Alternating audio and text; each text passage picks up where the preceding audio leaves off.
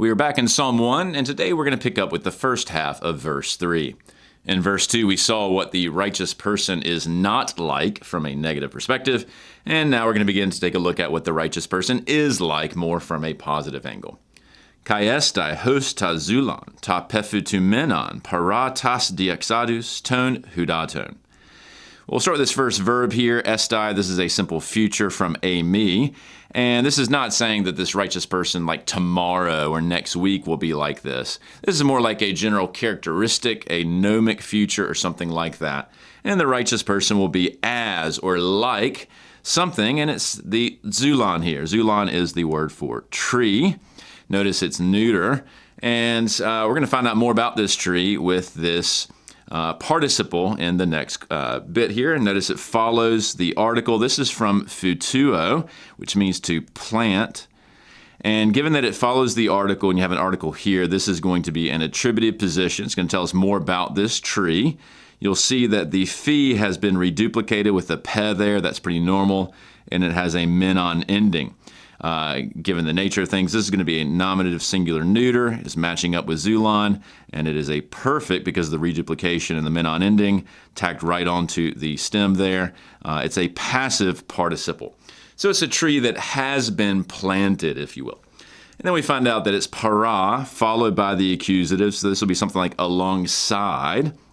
And it's the diexadus. We're going to find out more about that word here in a second, so hold that thought. Of the waters here. So it's planted alongside the something of the waters.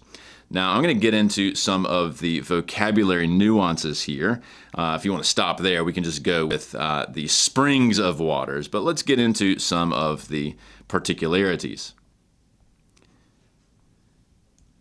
This word diexadus is actually translating, at least in the Masoretic text, Peleg. Now, if you look up Peleg in something like BDB, that's Brown Driver Briggs, a standard sort of Hebrew lexicon, you'll see that it can mean something like a channel, a canal, a stream, or even a division, like if you divide a tribe into different bits and pieces.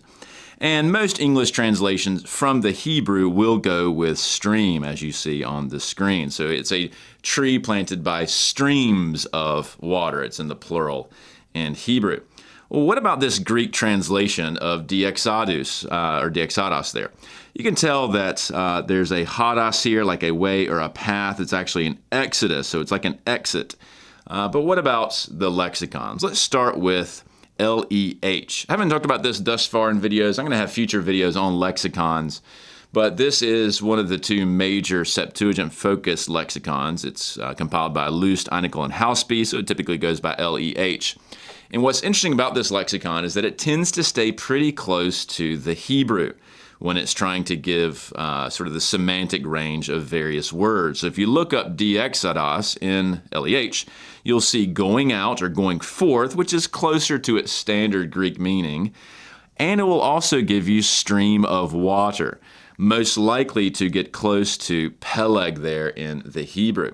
And so that's one option that basically, if you want to go with that option, it's planted by streams of water, just like we have in the Hebrew. But again, that's because LEH tends to view the Greek more as an interlinear gateway back to the Hebrew.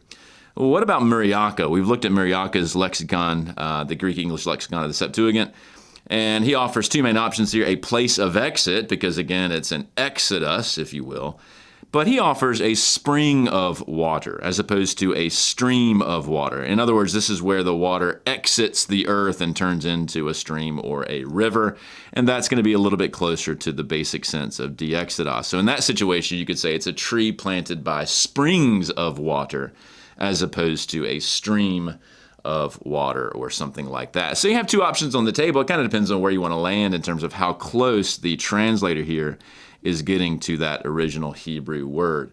I would also offer the possibility that there's some echoes of Genesis 2 here. We've seen in prior videos on Genesis 2 that you have the tree of life and the tree of the knowledge of good and evil in the garden. You got a water leaving the garden, and so on. And so perhaps there's some sort of vague echo of that as well. So a lot of interesting stuff going on in the first part of Psalm 1:3.